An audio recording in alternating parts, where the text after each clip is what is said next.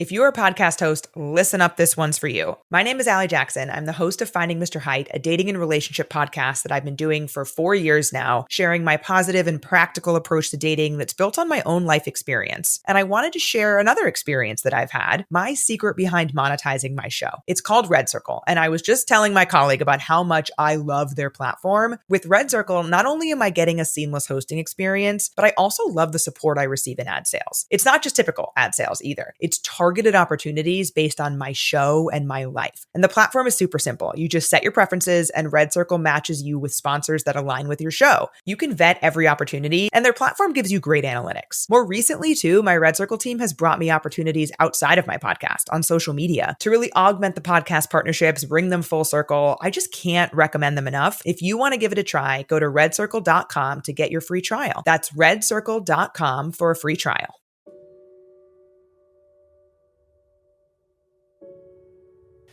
What should move forward in time with me and what should be let go as if it's dead wood? The more dead wood that you let go of and burn off when you have the opportunity, the less it accretes around you. Here's something interesting about forest fires, People have been trying to prevent forest fires for a long time, especially that damn bear, Smokey, right? Because forest fires burn up the forest, and that can't be good. But here's what happens if you don't let forest fires burn. Well, forests collect a lot of dry branches, right? Because tree branches die and wood falls on the forest floor and collects. And so the amount of flammable material keeps increasing with time. And that's not so bad if it's wet, but if the amount of flammable material is increasing and it gets really dry and then it burns, then you have a real problem. The forest fire can burn so hot that it burns the topsoil right off.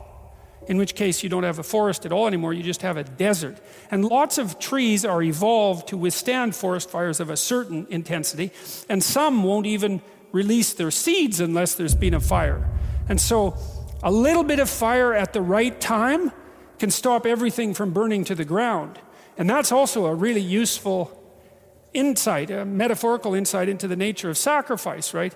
It's also a lot easier to let go of something when you're deciding to let go of it, because you've decided yourself that you're done with that. It's a weak part of you. It needs to disappear.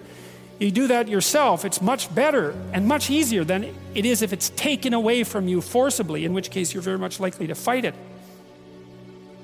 A lot of what people regard as their own personalities and are proud of about their own personalities aren't their own personalities at all. They're useless idiosyncrasies that differentiate them trivially from other people. They have no value in and of themselves. They're more like quirks. I remember once I was trying to teach a particularly stubborn student about how to write. And she had written a number of essays in university and got universally walloped for them. And the reason for that was she couldn't write, really at all. She was really, really bad at writing. And so I was sitting down with her trying to explain to her what she was doing wrong. And she was being very annoying about it, very recalcitrant, very, very unwilling to listen.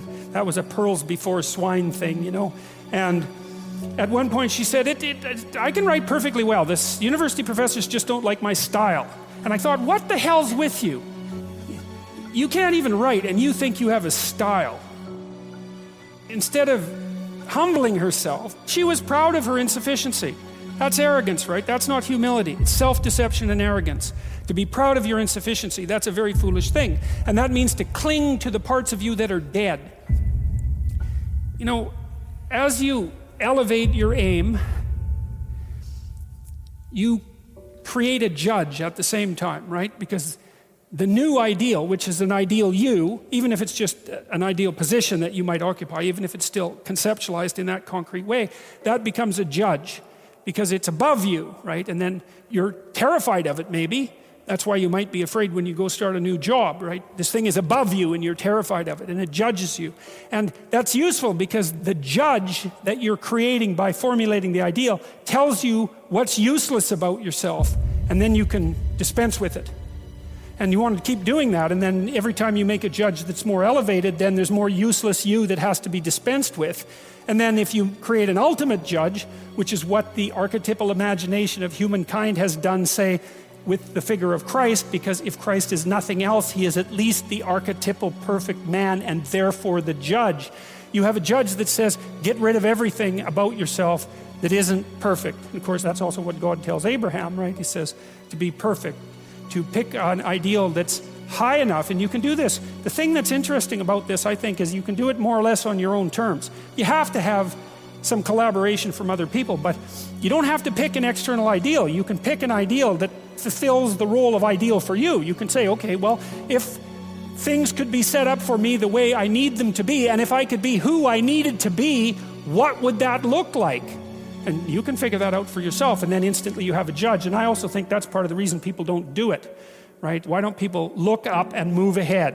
And the answer is, well, you start formulating an ideal, you formulate a judge. It's pretty easy to feel intimidated in the face of your own ideal. That's what happens to Cain versus Abel, for example. Then it's really easy to destroy the ideal instead of to try to pursue it, because then you get rid of the judge. Lower the damn judge if it's too much. Like if your current ambition is crushing you, then maybe you're playing the tyrant to yourself, and you should tap down your ambitions, not get rid of them by any stretch of the imagination, but at least put them more reasonably within your grasp. You don't have to leap from point 1 to point 50 in one leap, right? You can do it incrementally. But I really like this idea. I think it's a profound idea that the process of recapitulating yourself continually is also the process of, it's a phoenix-like process, right? You're shedding all those elements of you that are no longer worthy of the pursuits that you're valuing. And then I would say the idea here is that as you do that, you shape yourself ever more precisely into something that can withstand the tragedy of life and that can act as a beacon to the world. That's the right way of thinking about it. Maybe first to your friends and then to your family. It's like it's a hell of a fine ambition, and there's no reason that it can't happen. Every one of you knows people who are really bloody useful in a crisis, and people that you admire, right? You can think of all those people that you admire as partial incarnations of the archetypal Messiah. That's exactly right. And the more that manifests itself in any given person, then the more generally useful and admirable that person is in a multitude of situations. And we don't know the limit to that. But people can be unbelievably good for things, It's really something to behold.